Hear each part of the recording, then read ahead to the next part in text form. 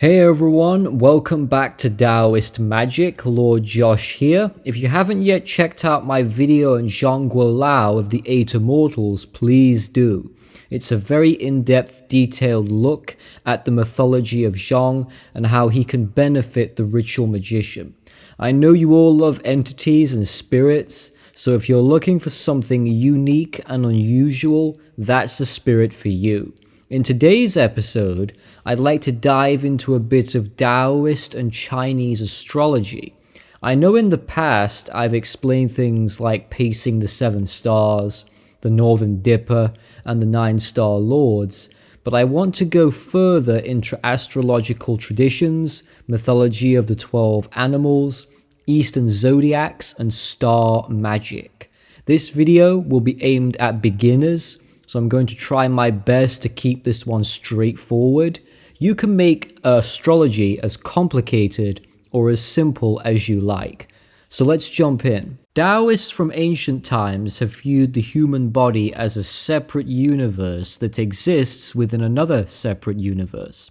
Every organ and every cell are individual, but the part reflects the whole or vice versa.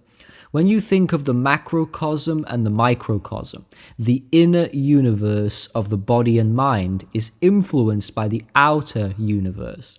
So cells within our bodies are influenced by the position of the stars, planets, orbits, the waxing and waning of the moon, solar flares of the sun, and general celestial activity. You may know this as above, so below, as within, so without.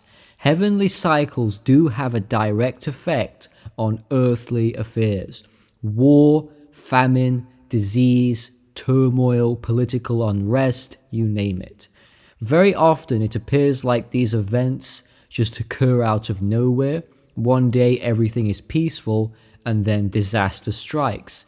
Nobody is able to completely predict future events exactly. That's not realistic.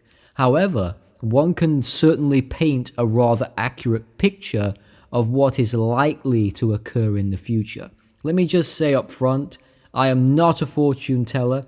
It's not my place to give you readings.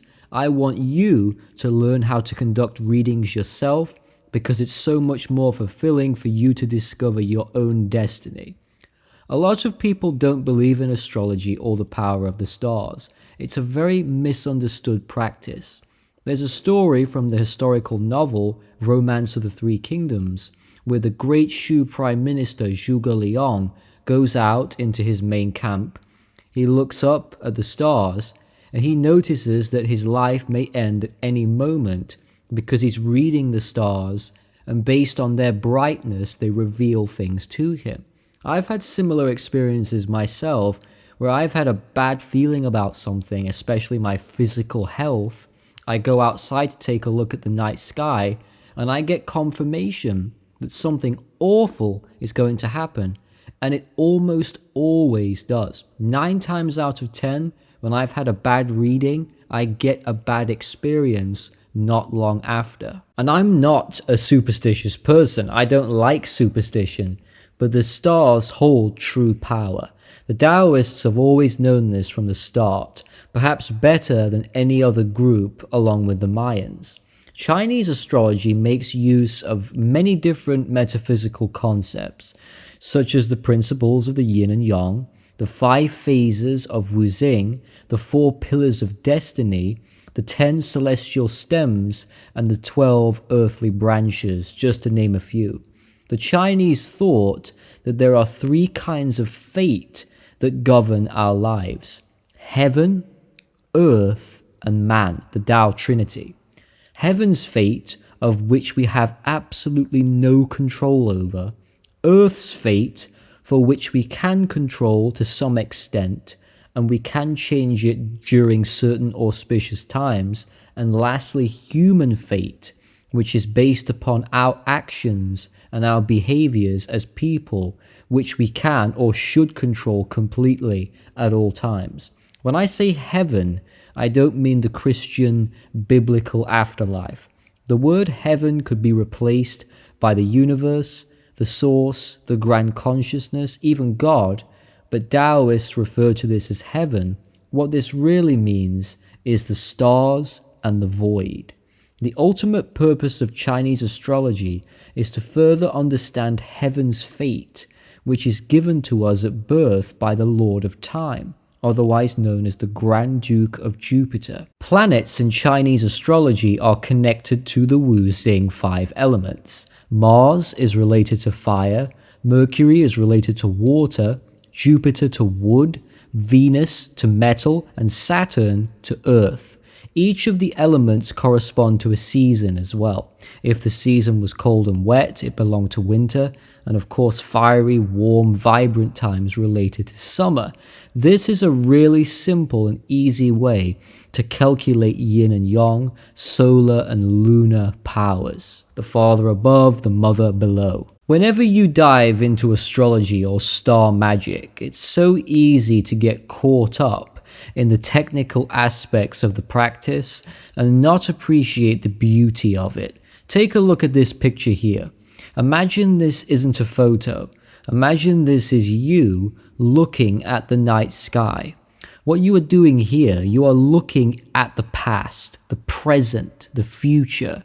You're seeing infinite possibility, boundless potential. You're looking at infinity. You are looking into oblivion, into nothingness, but at the same time you see everything. Millions and millions of stars, life, death, planets being created and destroyed. Everything is constantly expanding and contracting. It's breathing, growing, fusing, the ebb and the flow of cosmic life. When you look up into space, you actually see into the past, light years ago. So, put down the book, put down the ritual dagger just for a while, and look up to the heavens. There's your magic, and there's your answers. That's why I love astrology. I also love it because unlike other forms of magic that requires lots of tools and talismans, lots of preparation, you've got to have this candle or that chalice. Here, you don't need anything because you already have everything in the night sky. The stars are your tools, the black void becomes your canvas. No matter who you are, you can begin work straight away, and you don't have to be gifted or special to find answers. You just need to pay attention to the subtle signs. I'm not any better or any worse than anyone else. The only difference with me, I take note of the small details and I consider all factors. In a nutshell, that's what Taoist astrology is. Everything is trying to tell you something. Remember these 4 things: look, listen, feel, and learn. Nature is the ultimate teacher. Look at the brightness of the stars. Listen to the nocturnal animals of the night.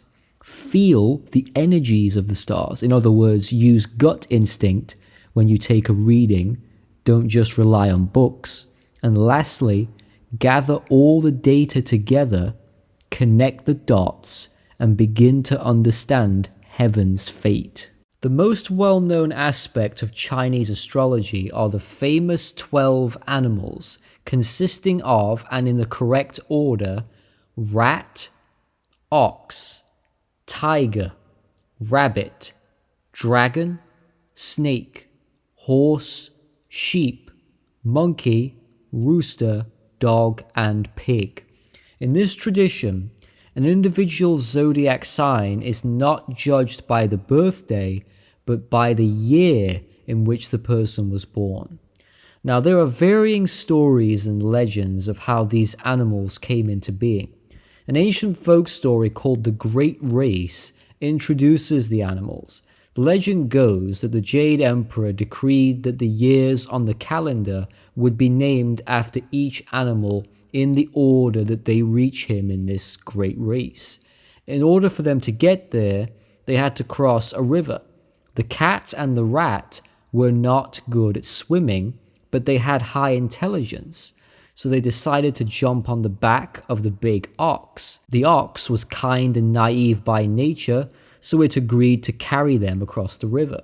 During the journey, the rat pushed the cat into the water and jumped off the ox onto the shore, where it met with the emperor, finishing in first place. This is why the rat is the first animal in the zodiac cycle. The ox took second place. The third place was the strong and mighty tiger. In fourth place, the rabbit, who crossed the river by jumping from one stone to the other. It almost lost the race in the story, but managed to grab onto a floating log that washed ashore. In fifth place, the dragon. Now, I always wondered this. Why the hell did the dragon finish in fifth? Such a powerful and mythical beast that could fly, especially in China. Well, the Jade Emperor was wondering the same thing. The dragon explained that it had to stop by a village to bring rain for all of the people. In Chinese mythology, dragons are gods of rain. Think Ying Long, who I work with during my weather magic rituals. But there's another reason why the dragon was late. It saw the rabbit struggling, so it gave a puff of breath so the animal could wash ashore. You get the idea that the dragon is being hailed as a selfless, benevolent creature like a hero. The emperor was impressed with the dragon's good nature. The horse came in alongside the snake. The legend says that the snake was hiding in the horse's hoof, and it scared the horse, causing it to fall back. So the snake takes sixth place and the horse seventh. My God, what a race. This would not fly at the Olympics. All the cheating and underhanded tactics going on here. After some time, the goat, monkey, and rooster got involved. What's great about them is that they worked together to finish. The rooster found a raft. The monkey and the goat helped pull it along. The emperor was pleased with the teamwork, and he placed the goat as eighth, followed by the monkey and then the rooster. The 11th animal, the dog, decided to spend its time playing and having a bath in the water, so that's why it ended up finishing so late into the race. And the last animal, the pig, the story goes that the pig felt hungry, so it stopped, ate something, fell asleep, and then finished in 12th place, being the last animal. So you're probably thinking, what the heck happened to the cat? Well, here's where the story gets a bit dark. The cat drowned. I know, it's terrible. It drowned in the river and never finished. Therefore, it's not counted as a part of the zodiac system. This is why they say cats are afraid of water and they don't get along with rats and mice. That's the story of the great race. Now, there are variations and there's some changes and differences with each tale. For example, there's a more pleasant story that says the rat tricked the cat into missing a banquet with the emperor. Therefore, the cat wasn't included because it wasn't informed about the banquet. There's also one variation that stands out to me that's actually not of Taoist origin, but it comes from Buddhism. Buddha himself summoned all of the animals of nature to come and say goodbye to him before he ascended, but only 12 animals actually showed up. To reward the animals, he included them in the zodiac system in the order that they had arrived. Very cool mythology. In Chinese astrology, beyond the myths are very realistic explanations of what the animals actually mean and why they are used, because they aren't random, they are carefully selected. Some believe that the animals represent the months of the year and the time of the day, becoming known as time symbols. Many ancient people told the time of the day by looking at the behavioral patterns of the local wildlife. In ancient China, the days were divided into 12 different 2-hour divisions, and each one was named after the 12 different animals. Since rats are most active during midnight, the rat becomes a symbolic representation of the night, 11 p.m. to 1 a.m. The ox relates to the month in which it would work the fields, but also the time of 1 to 3 a.m. The royal tiger relates to the new year, and during the hours of 3 to 5 a.m. they hunt their prey.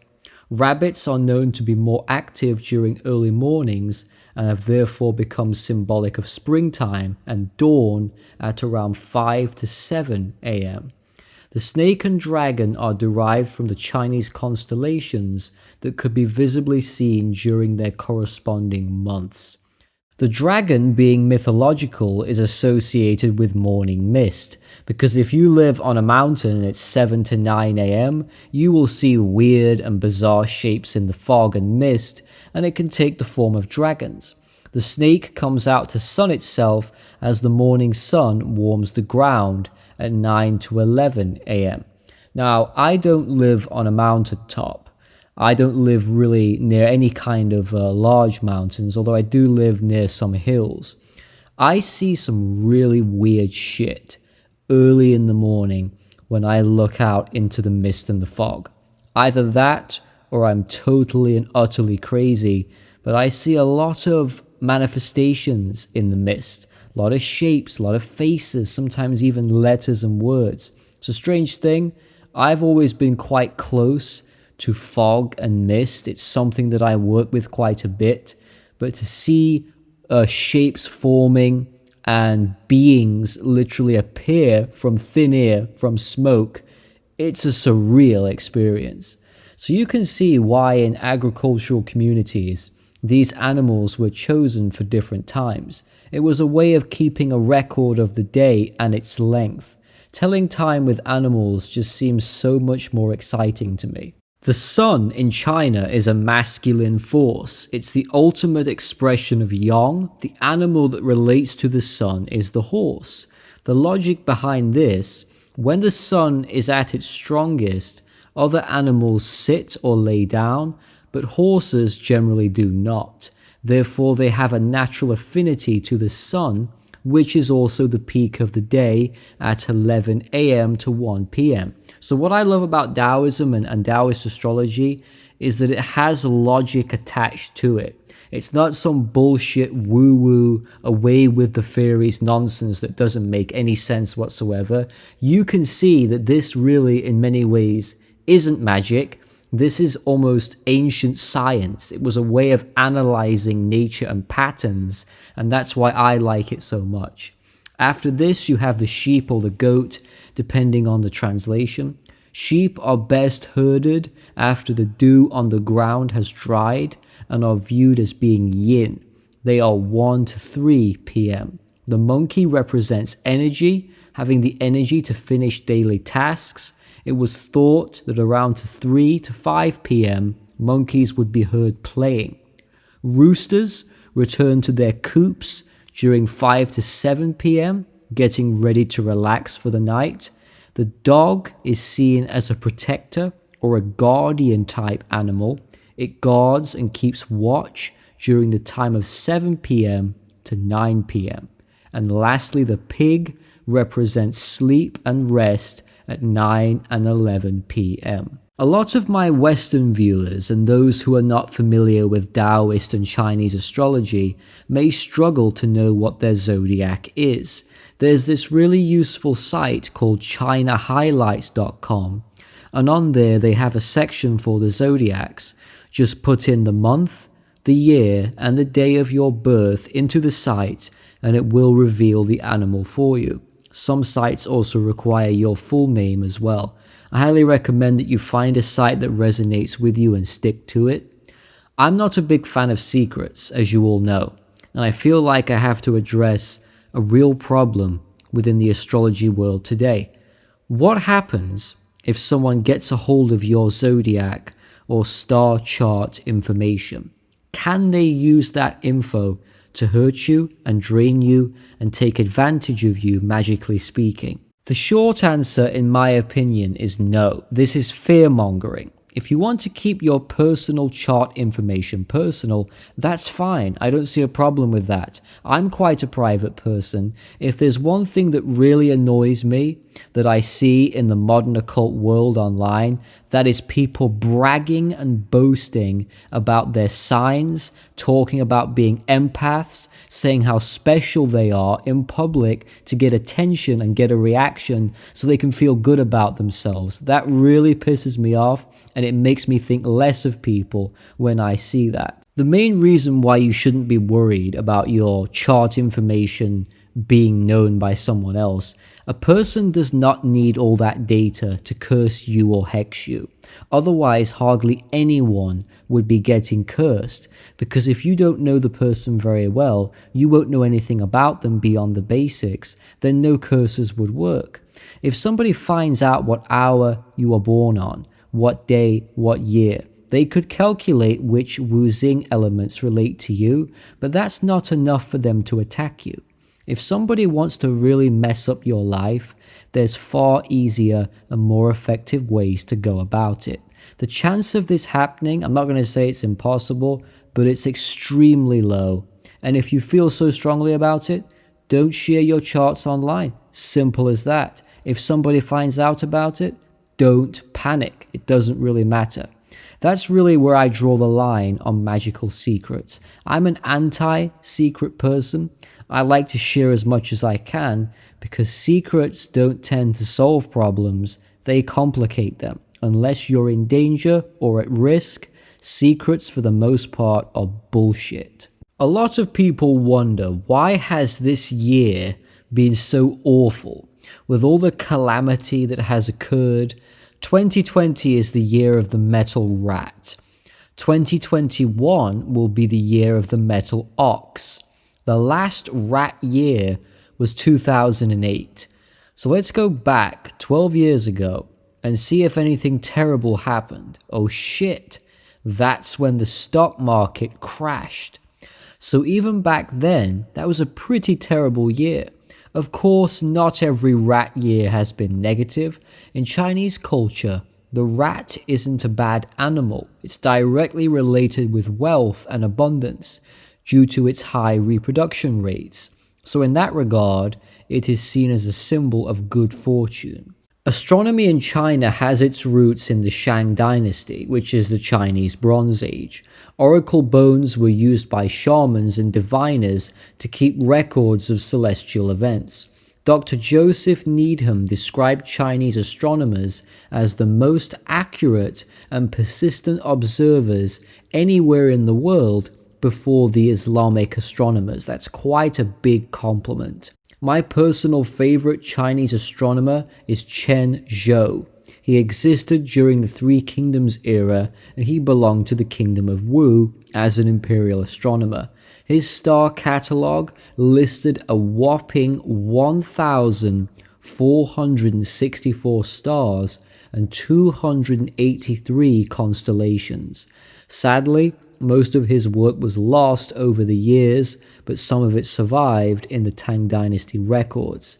Seems like a lot of the talented and gifted geniuses all shared the same era. You have Kong Ming, Suo Se, Chen Zhou. What a golden age of talent. The emperors of ancient China were totally obsessed with the stars. Emperors would only make decisions based on the celestial patterns of the heavens, to go to war, to marry, to form an alliance. Such readings were also top secret and were only conducted by imperial astronomers. If an outsider tried to read the stars, it was considered spying on the emperor himself, and it was an offense of treason. So it was against the law to actually do this, and anyone caught would face the death penalty. Within the Chinese system, the 28 mansions are of great importance, sometimes referred to as the lunar houses, but we'll talk about this in a future video on Taoist astrology. So I hope you've enjoyed this one, everybody. It's a lot of fun to make. Please join my Taoist Facebook group if you want to interact with the fellow magicians over there. Take care, everyone, and I'll see you soon.